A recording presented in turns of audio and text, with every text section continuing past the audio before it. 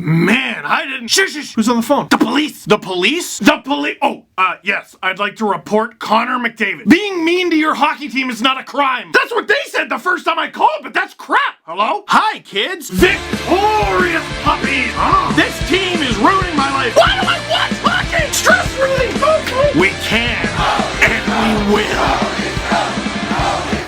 Leafs lose 6-4 to the Edmonton Oilers, ending their 10-game point streak where they went 9-0-1, a streak that began with a 4-1 win over the Edmonton Oilers in Edmonton. Boy, not the Leafs' best game, huh? Really not a great game, and I'm going to talk about that game because after all, this is an LFR video. What's LFR? It's Leafs fan reaction. A lot of people have been asking recently. In these post-game videos, I talk about performances, and I want to talk about two especially bad performances in particular. Who do you think I'm about to talk about? Any guesses? Morgan Riley, that's a good one. A lot of tweets. Any others?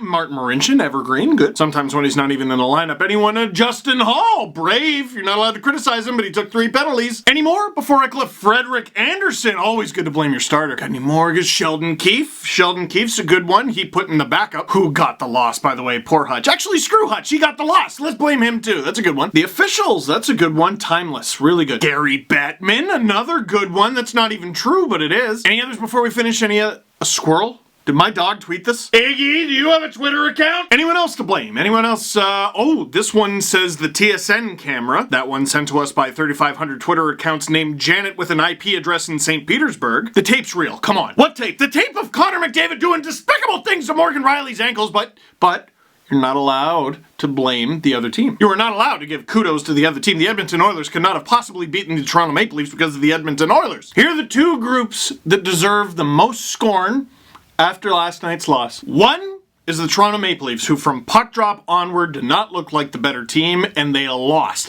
It was on home ice, granted. It was during a 10-game point streak that is awesome. You were bound to have a stinker, and they did. The second group is you! You looking into the screen, looking me dead in my eyes right now. You! Well, sorry, let me calm down. Perhaps not all of you. Despite the 6-4 loss last night, a number of the Toronto Maple Leafs looked far more prepared for a Stanley Cup than you are. I gotta tell you, a lot of the reaction to last night's game, sports isn't for you. It's not. The hockey's not for you. The Leafs, holy smokes, are not for you. Here, follow my lead, okay? Repeat after me. Do you feel that? That is the act of taking a breath into and expelling it out of your lungs. It is a rare opportunity that only comes with being alive, and nobody gets to do that forever. I'm sorry, I guess I'm overreacting. It's just that I hate to see you be miserable. It's just that I see you watching this team game in, game out. They do it 82 times a year, and then they play in the playoffs. You're in it for over 100 games.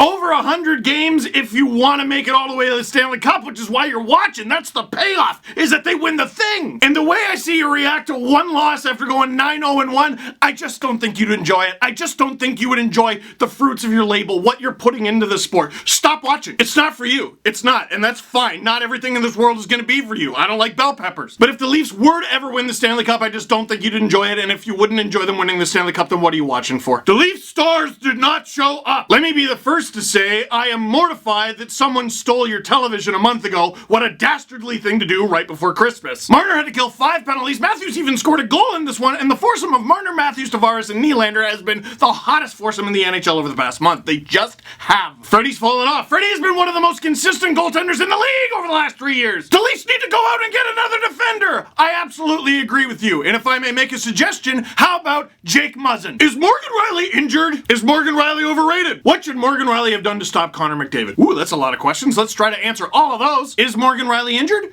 Maybe. That's actually been a question that has been asked since the beginning of the season. It is entirely possible. 2, is he overrated?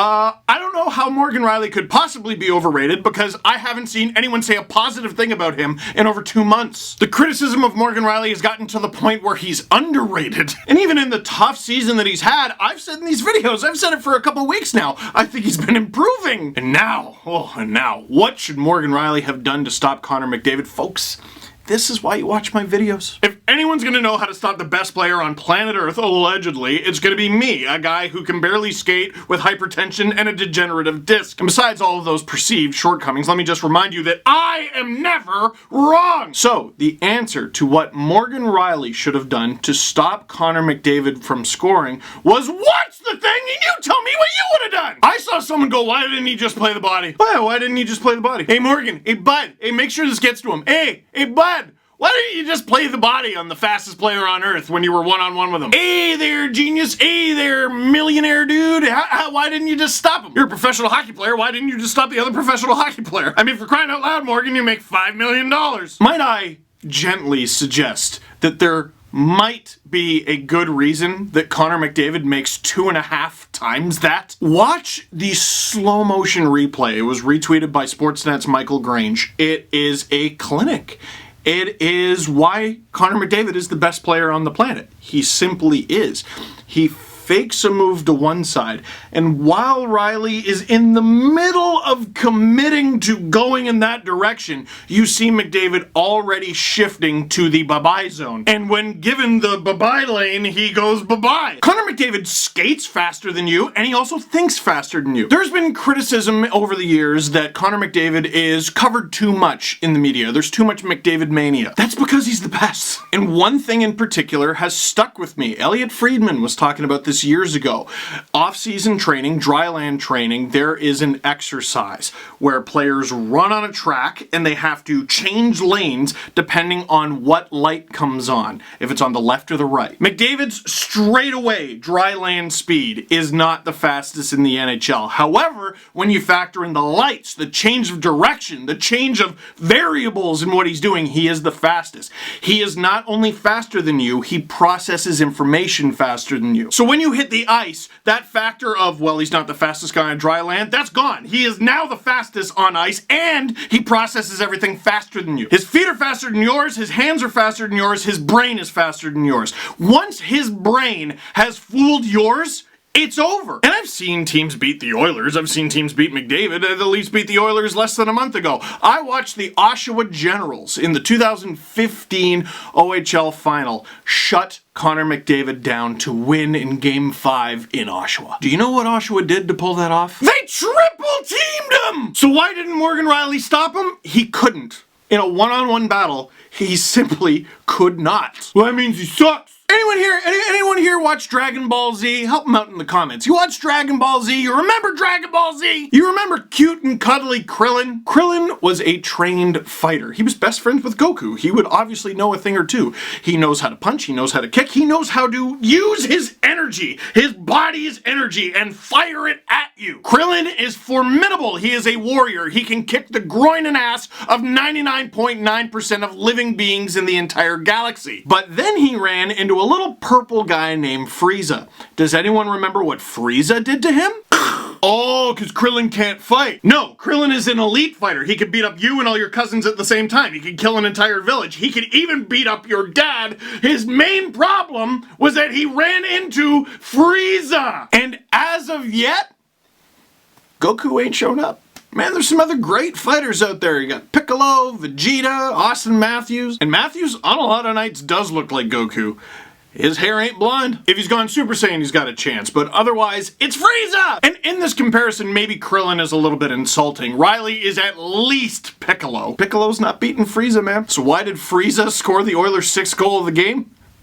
He's Frieza. He had 3 assists before that. He would have had an elite, more than productive night before scoring that goal, which is probably going to go down as maybe the goal of the season. So how do you stop that? The best way I can think of is to prevent the one-on-one situation from happening in the first place, which is easier said than done. Which, to me, sounds like a far better answer than trading for Alex Pietrangelo, the captain of the reigning Stanley Cup champions, for a second-round pick and 2 prospects nobody cares about. Not to let the Leafs completely off the hook. It wasn't just Frieza they were getting scored on by. It was like Napa and Raditz. This is going to be a tough watch if you never watched anime. The Leafs had a bad game. Tavares, Nylander, Kerfoot looked rather pedestrian for the first time in a while. Dare I say they had their hands a bit full. Matthews, Marner, Hyman was a trio that barely got to play together because the Leafs could not stay out of the box. And heading into the game, I'm watching the panel talk about the shutdown pair that is going to get all the McDavid time of Justin Holl, okay, and Martin Marincin.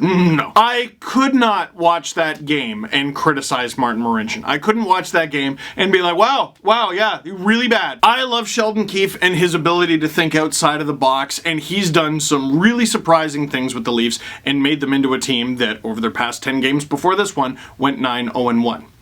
However, there is no part, none, of putting Justin Holl and Martin Marincin out there to shut down Connor McDavid that's smart. Now it's January, you're still experimenting, you're still figuring stuff out, and you're making do with injury. I get it. I get that you want to just see. Hey, let's just see.